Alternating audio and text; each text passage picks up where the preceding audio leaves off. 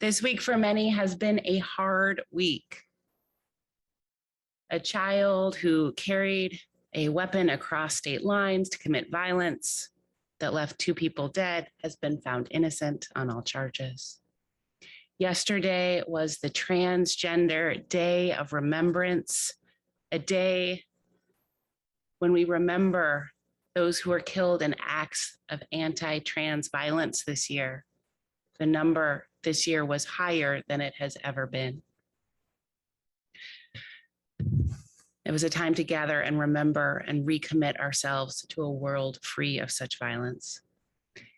And the COVID-19 case numbers are the worst they've been in Kalamazoo County in a long time. People are sick and people are dying. And I am so tired of being separated from people I care about, of preaching to a mostly empty room. And there are all the other struggles and losses that we are contending with that don't make headlines or call for community-wide observances, but are nonetheless real and devastating to the people that they touch. And we decided to focus today's service on cozy. And there was a point yesterday when I thought I should throw out the whole service and do something else, something that maybe felt more relevant. And then a line of poetry popped into my head, reminding me that we still need that pause, that rest, that cozy, maybe especially in the hardest times. So this is part of why we include so much music and poetry in our services, so that a line or two might come back to you and remind you of the truth when you need it. And so the poem that came to me was Breathe by Lynn Unger. I'll read it to you now. Breathe, said the wind. How can I breathe at a time like this, when the air is full of the smoke of burning tires and burning lives? Just breathe, the wind insisted. Easy for you to say if the weight of injustice is not wrapped around your throat, cutting off all air. I need you to breathe. I need you to breathe. Don't tell me to be calm when there are so many reasons to be angry, so much cause for despair. I didn't say to be calm, said the wind. I said to breathe. We're going to need a lot of air to make this hurricane together. So come, let us gather here in this space or on Zoom or watching in a few days on YouTube. Come, let us pause for a moment to celebrate cozy and find the fuel we need for the work we are called to do in this world. Come, let us worship together.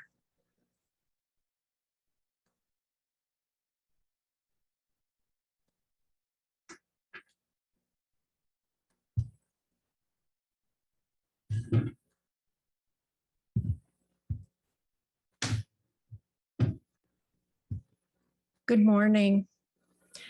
I'm Donna McClurkin, and I'm here as a member of the Sunday Services Committee. I'd like to welcome you all to this service, and especially new visitors joining us today. We continue to long to be together in person. In the meantime, I hope you're Zooming with us this morning from a cozy space, maybe clutching a mug with something soothing and warm to drink, maybe in your pajamas. However you are, we're glad you are here.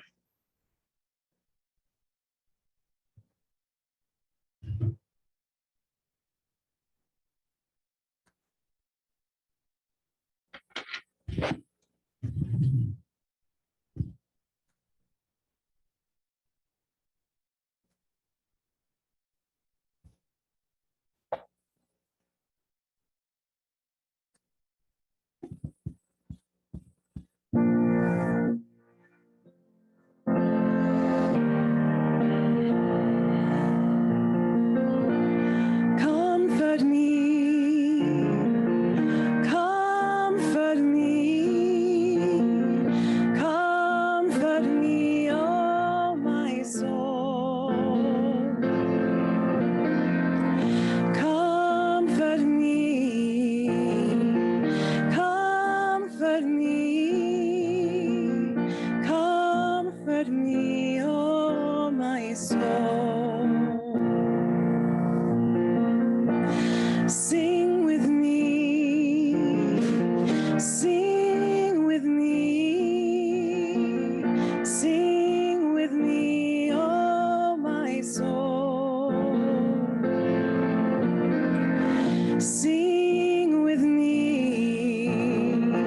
Sing with me,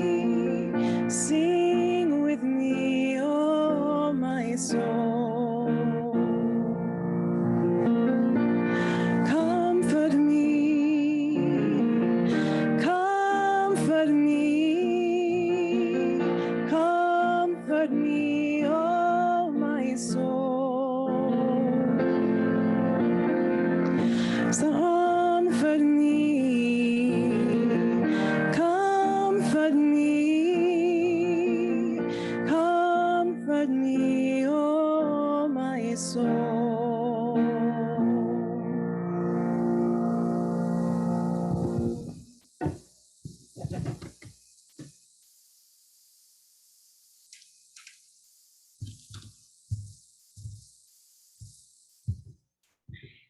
If you're lighting a chalice at home, you're encouraged to type in the chat box, "A chalice is lit in," and your location.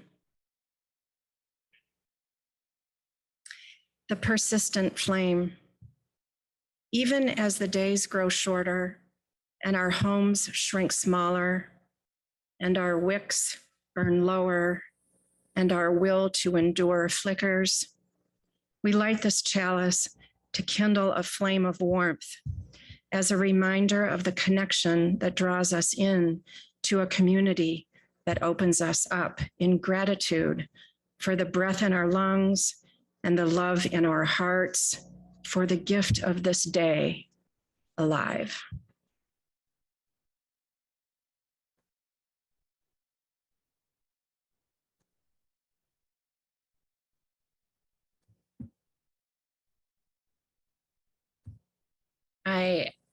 I offer a meditation for you all, or a short reflection by Barbara Rhode, who's a Unitarian Universalist writer. It's called "Comfort Ye My People." I wasn't flattered when one of my daughters confided that she had thought of me as the big there when she was 3 years old.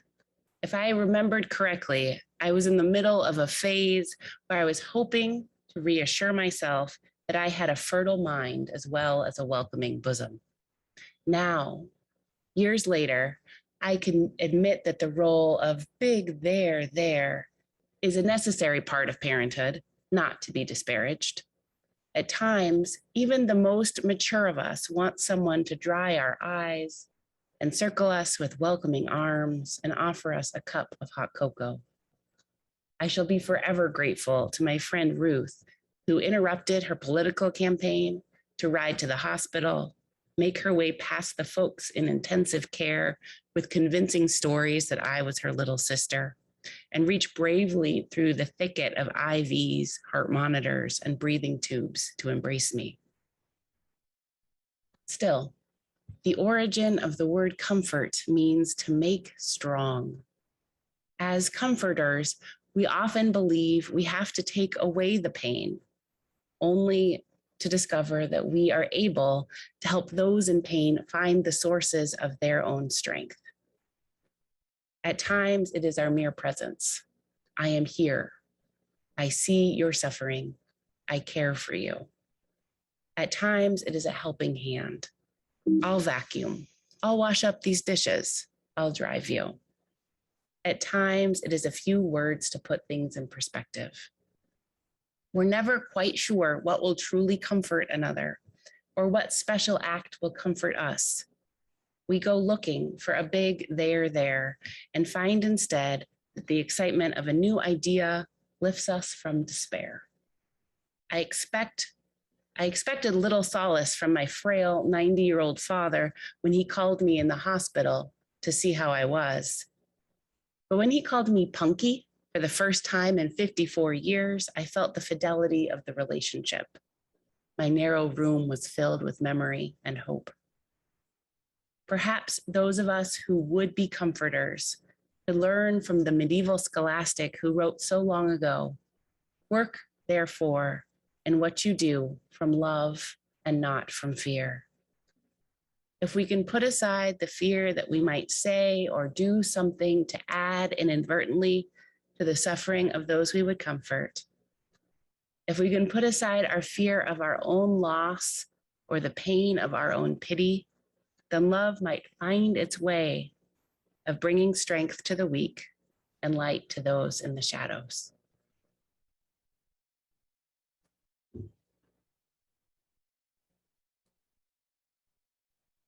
People's church people are generous people, generous in so many ways.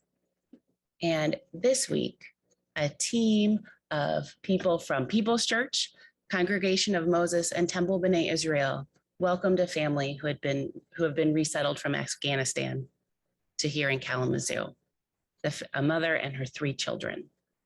And on Tuesday morning, people showed up here in this commons around 9 a.m. to gather up a household worth of furniture so they could set up the apartment before the family arrived on a 3 p.m. flight, which they did, although I think it was a scramble. And the family came in and there were bowls of fruit and flowers and and promises to help them find clothes and work and school and all of the things you might need to make a life. It's a big, important thing that we are embarking on this week with the support of other congregations and our friends at Samaritas. Thank you for those who are doing the work and those who are like me cheering on from the sidelines. It is amazing to live out love in that way today. So this is the moment where I invite you to continue to be the generous people that you are and give to support the good and important work of People's Church. For those of you online, you will see the link for how we give. For those of you in person, if you are feeling called to generosity, we have a donation box at the back of the commons as you step outside. Please give generously.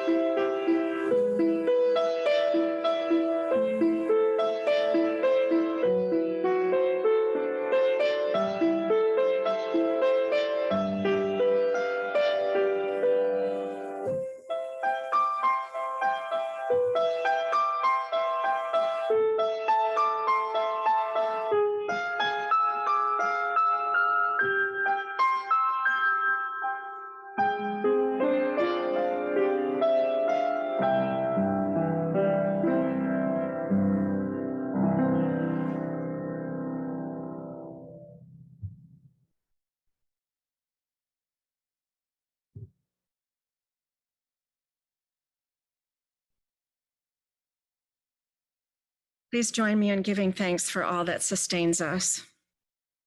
From the countless gifts we each have been given, gifts of life and love and sustenance, we bring these small portions to share in the works of love, which none of us can accomplish alone.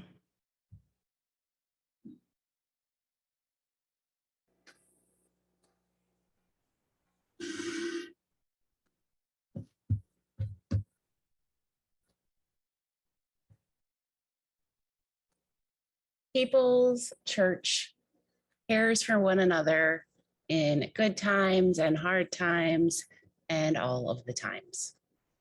One of the many ways that we offer care to each other is by taking time during our services to share the joys and sorrows and other important milestones. So if you have a joy or sorrow that you would like to share, I invite you to share it with us. If you are on Zoom, that means typing it into the chat box. If you are here in person, that means writing it on one of the note cards and placing it in the basket. I will now pause our, may all of us know that we are wrapped in a love that surrounds us always, a web that connects us to all that exists.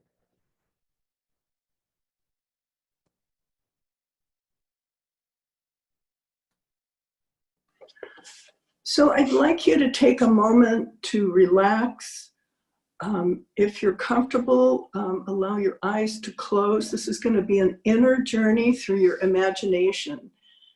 And so allow your eyes to close and just concentrate on your breathing for just a couple of deep breaths. And now first, with your eyes closed, but seeing with your inner or your third eye, imagine that you're seeing a pen slowly writing your name on a piece of paper.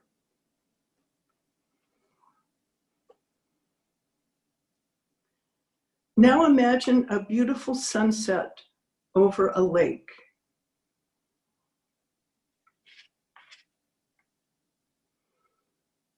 Imagine seeing the face of someone you love.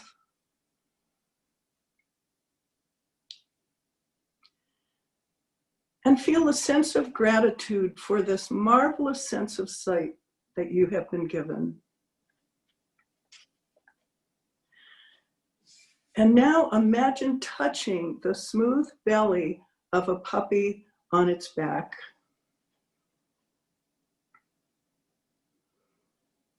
Imagine that you're touching the bark of a tree.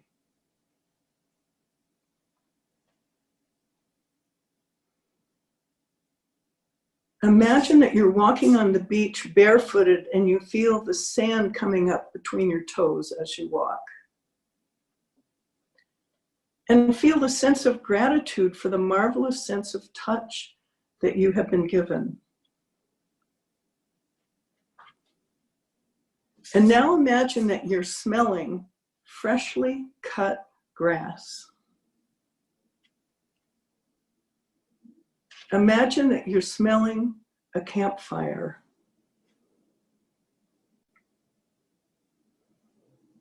Imagine that you're smelling a rose.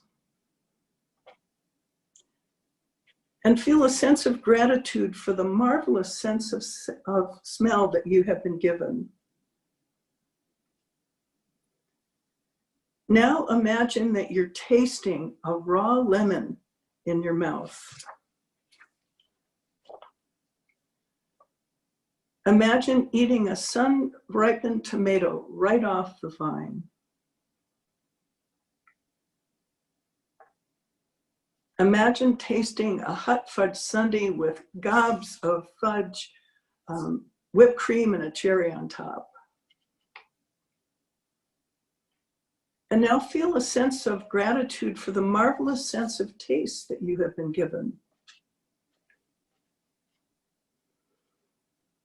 And now imagine that you're hearing birds early on a spring morning. Imagine that you're hearing rain falling softly with thunder in the distance. And now imagine that you're hearing your breath in and out. And feel a sense of gratitude for this marvelous sense of hearing that you've been given. So gradually, in your own time, open your eyes and come back to your room. And when you're ready to open your eyes, see with the heightened awareness of these senses that you have. What did you experience? What was your favorite sense?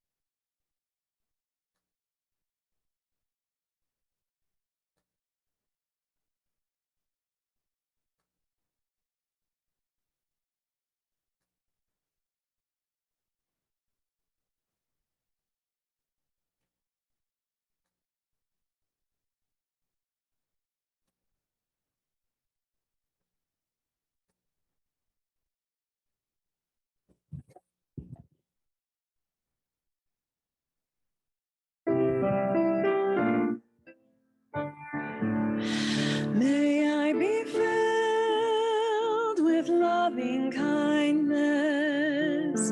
May I be well.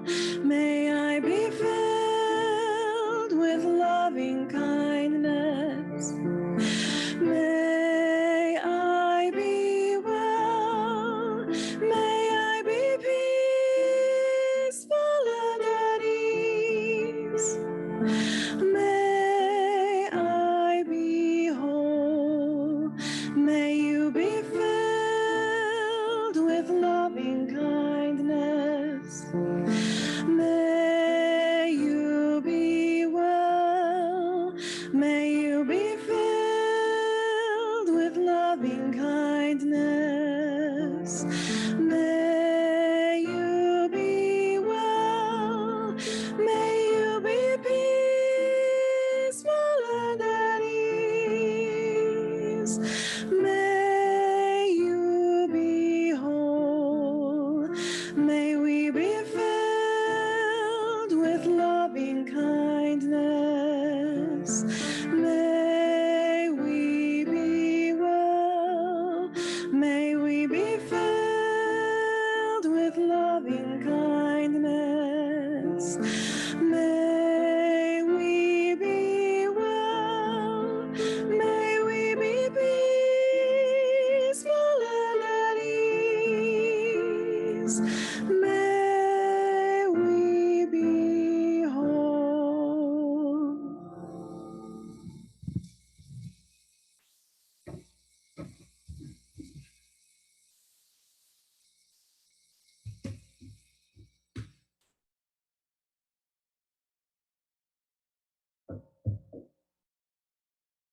Our first reading this morning is Winter Morning by James Cruz. When I can no longer say thank you for this new day and the waking into it, for the cold scrape of the kitchen chair and the ticking of the space heater glowing orange as it warms the floor near my feet, I know it's because I've been fooled again by the selfish, unruly man who lives in me and believes he deserves only safety and comfort. But if I pause as I do now and watch the streetlights outside flashing off one by one like old men blinking their cloudy eyes, if I listen to my tired neighbors slamming car doors hard against the morning and see the steaming coffee in their mugs, kissing chapped lips as they sip and exhale each of their worries white into the icy air around their faces, then I can remember this one life is a gift each of us was handed and told to open. Untie the bow and tear off the paper. Look inside and be grateful for whatever you find, even if it is only the scent of a tangerine that lingers on the fingers long after you've finished peeling it.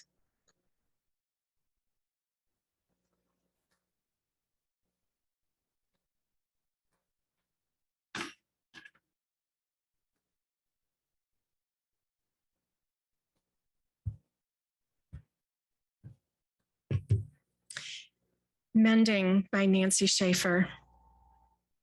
How shall we mend you, sweet soul? What shall we use? And how is it in the first place you've come to be torn? Come sit, come tell me. We will find a way to mend you. I would offer you so much, sweet soul.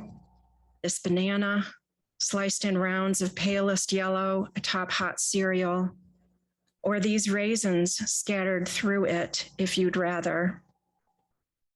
Would offer cellos in the background singing melodies Vivaldi heard and wrote for us to keep.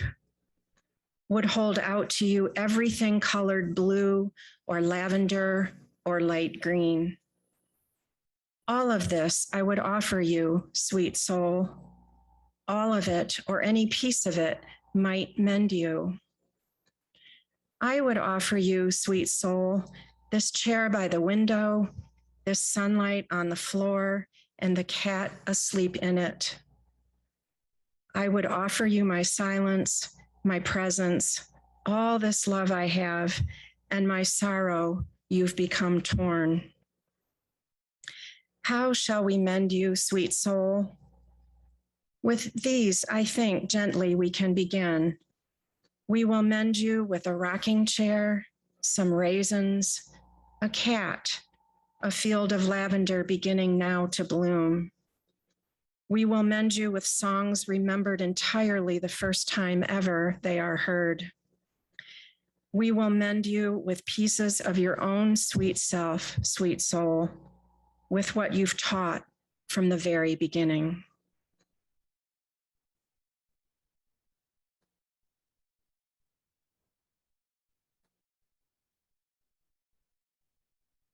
Wild Geese by Mary Oliver.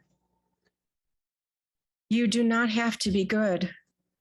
You do not have to walk on your knees for 100 miles through the desert, repenting. You only have to let the soft animal of your body love what it loves. Tell me about despair, yours, and I will tell you mine. Meanwhile, the world goes on. Meanwhile, the sun and the clear pebbles of the rain are moving across the landscapes, over the prairies and the deep trees, the mountains and the rivers.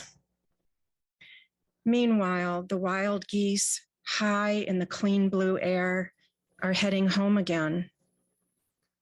Whoever you are, no matter how lonely, the world offers itself to your imagination, calls to you like the wild geese, harsh and exciting, over and over, announcing your place in the family of things.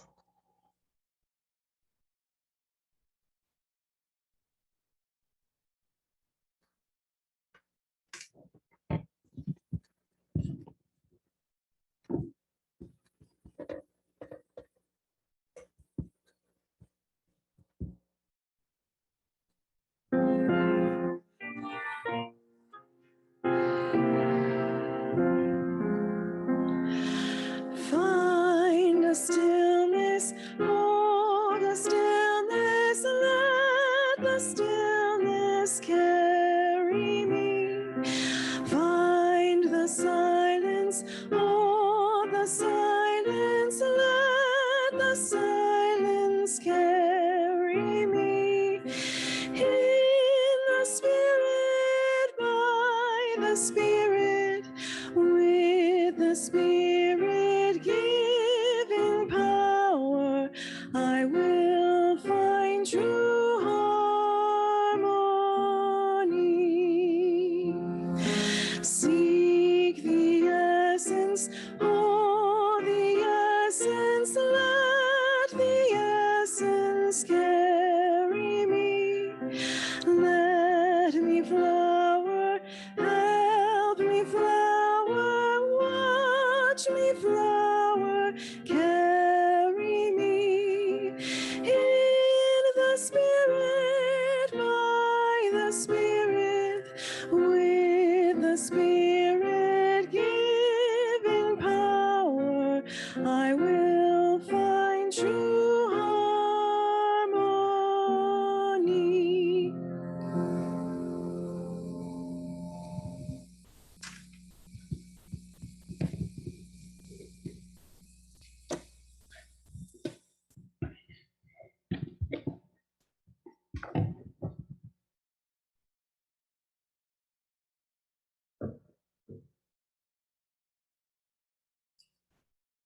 A fire in a fireplace, a fire in a wood stove, popcorn, a crocheted blanket, a chunky blanket, quilts, a down throw that belonged to my mother, lavender, hot coffee, hot cocoa, hot tea, hot toddy, cold milk, flannel, freshly washed sheets, fleece-lined tights, scented candles, and the scent of tangerine. A beautiful sunset over a lake, a good book, a warm bath, meditation, a salt lamp, conversations with loved ones, a robe, thick woolen socks, a wool scarf woven by a friend that feels like love around my neck, mellow music, raisins in hot cereal, cookies, watching the snow fall or a storm bluster through while I am dry and warm inside, making soup, making chili, a rocking chair, Vivaldi, the smell of baking, the smell of cooking, the sound of home appliances doing the hard work for me. Naps, cinnamon, clove, nutmeg, all of the pumpkin spices. A small animal on my lap, purring or snoring contentedly. These are just a few of the things that help us feel cozy in this season. There's something about late fall and early winter that almost calls us towards coziness and comfort. To, in the words of the poem Donna read earlier, let the soft animal of our body love what it loves. Maybe we are following the lead of our animal cousins who prepare for hibernation right now. Maybe we are echoing the rhythms of the agrarian year that many of us are largely separated from. Once the final harvest comes in, the work of survival is different and slower. Maybe it's just harder to be a go-getter when the days get short. Whatever the reason, this is a season for comfort and cozy and slowness.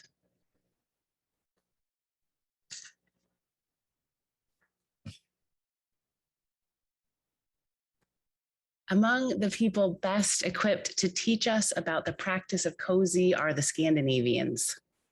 With their daylight even shorter than ours, they have elevated cozy to an art form. Hygge, which is spelled H-Y-G-G-E, is a Danish word that doesn't translate directly into English, but some attempts to translate it include calling it a quality of coziness and comfortable conviviality that engenders a feeling of contentment or well-being. Signe Johansson, author of the book How to Hygge, calls it a healthy hedonism, which is a beautiful, almost contradictory phrase. Joy and comfort, but not to excess.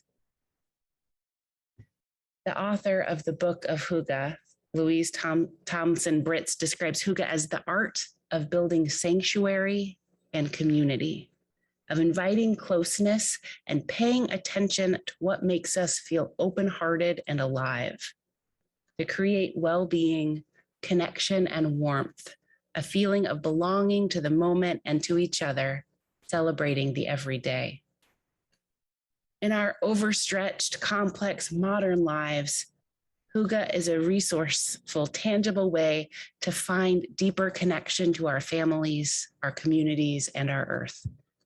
It's an uncomplicated, practical method of weaving the stuff of spirit and heart into daily life without sentimentality, then taking time to celebrate on a human scale. Hygge is about appreciation. It's about how we give and receive. It's about being, not having. However we roughly translate it into English, Hygge is an important part of Danish culture, especially, rising in importance over the last century. How might you build sanctuary for yourself and your closest circle in these times? How might we find ways to appreciate even now, especially now?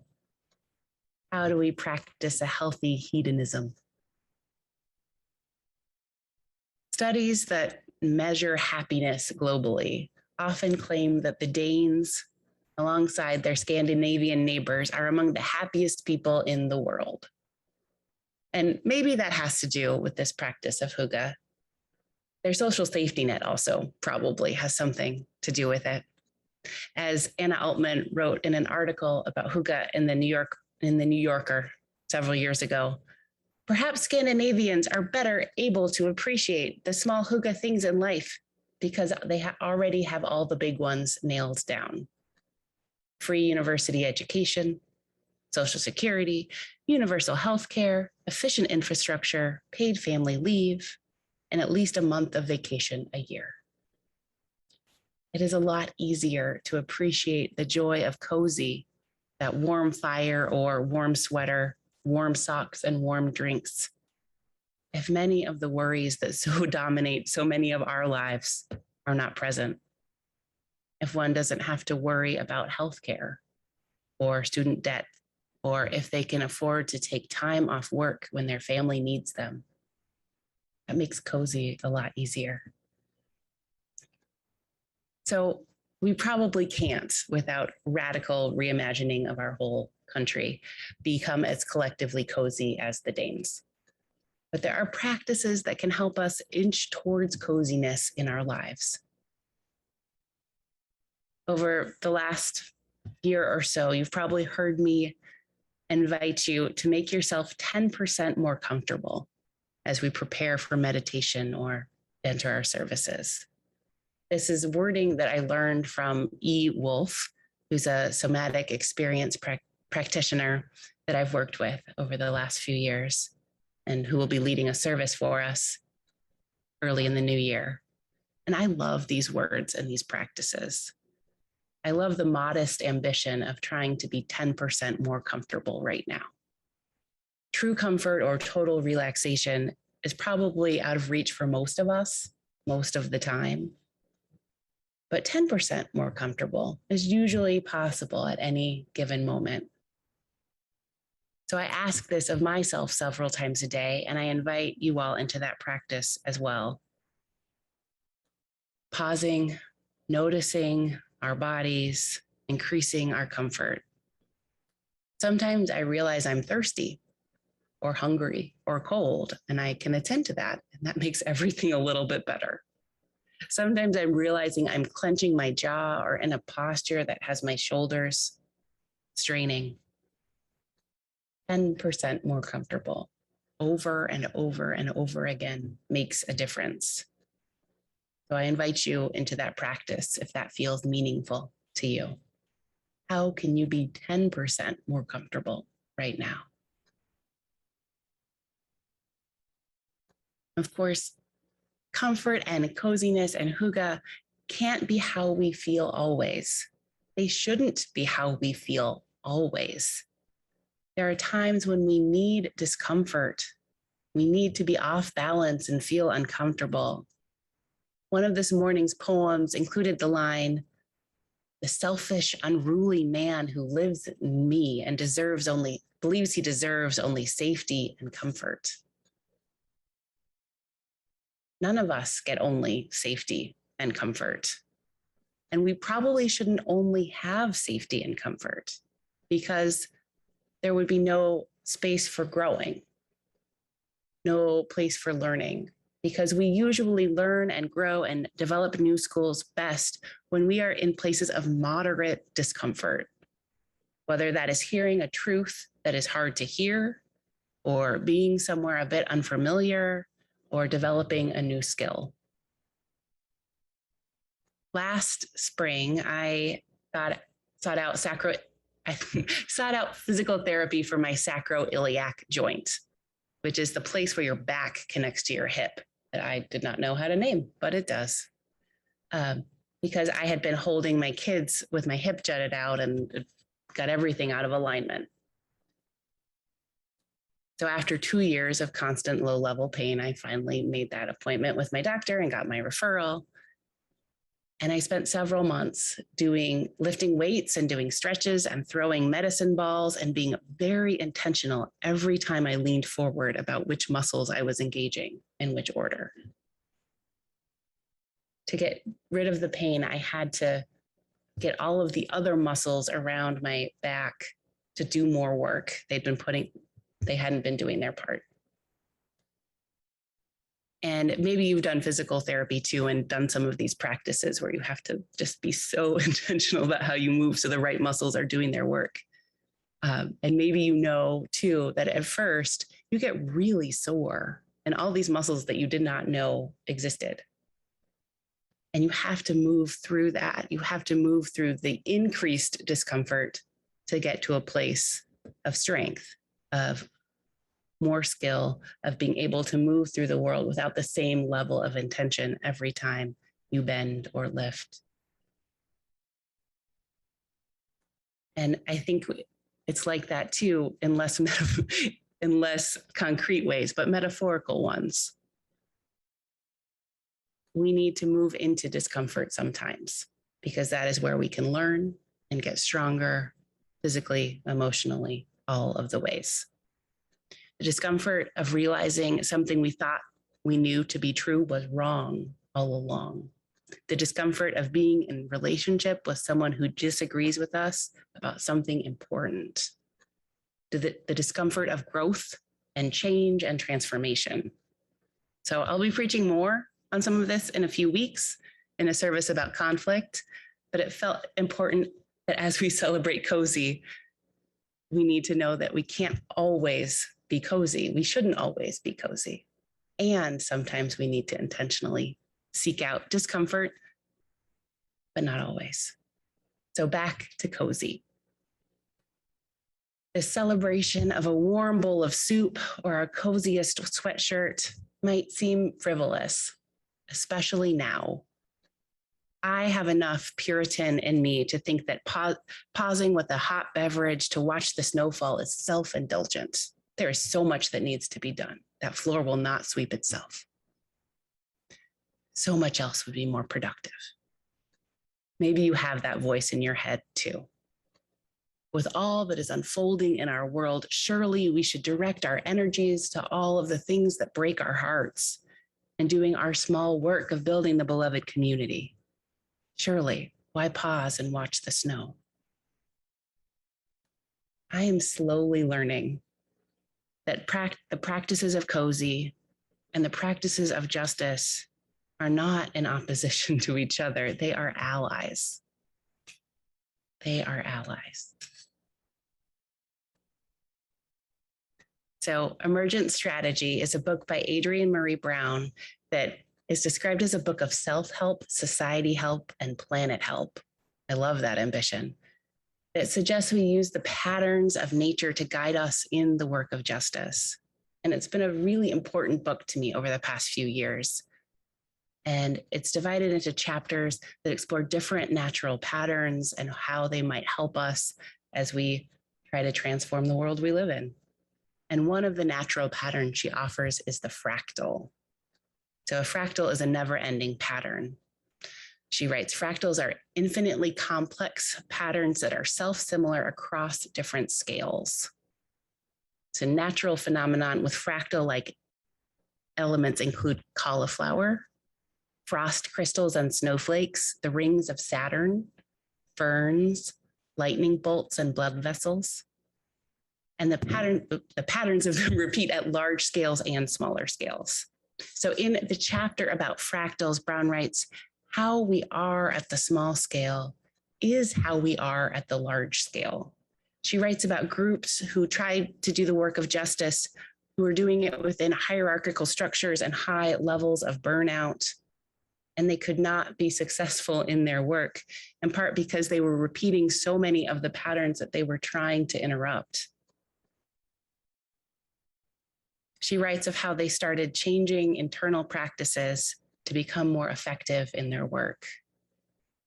How we are at the small scale is how we are at the large scale. Practicing hygge, doing the slow work of repairing our sweet souls with rocking chairs and raisins, Vivaldi and lavender, letting the soft animal of our bodies love what it loves. That work is not frivolous. It is vital. If we can't care for our own selves, our own souls, with gentleness and tenderness and comfort, how can we bring that to the wider world? If we can't be gentle with ourselves, it is so much harder to do our part to make the world a gentler place. Engaging these practices at a small scale, being generous with our souls and our bodies and ourselves, can fuel us to create a world where comfort and cozy and hygge, that healthy hedonism, is a reality for most of us, most of the time. So in this late fall season, may we enjoy the comforts that come from this time of year, warmth and coziness, comfort and connection. May we pay attention to what makes us feel open-hearted and alive, and lean into it and savor it. And may we find a balance between cozy and discomfort that leads to joy, learning, growth, and justice. May it be so. May we make it so. And amen.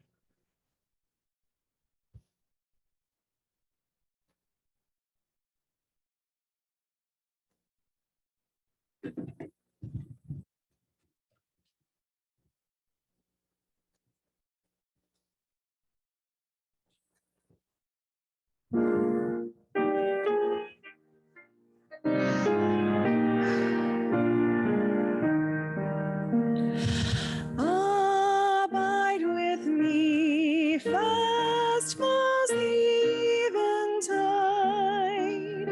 The darkness deepens, still with me abide. When other helpers fail and comforts flee, help of the helpless, abide with me. Swift to its close, ebbs out life's little day. The earth's joys grow dim, its glories pass away. Change and decay in all around I see. Oh, thou who changes not, abide with me. I fear no foe, with thee at hand to bless. Ills have no weight, and tears no bitterness. Where is death's sting? Where great thy victory? I triumph still if thou abide with me.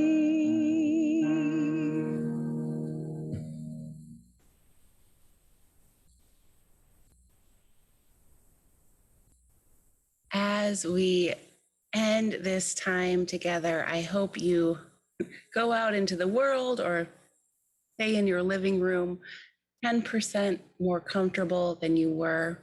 I hope you take time to savor what is before you, to have popcorn or lavender or Vivaldi or whatever it is that allows your soft animal of your body to feel loved in this season. Go in peace and go in love.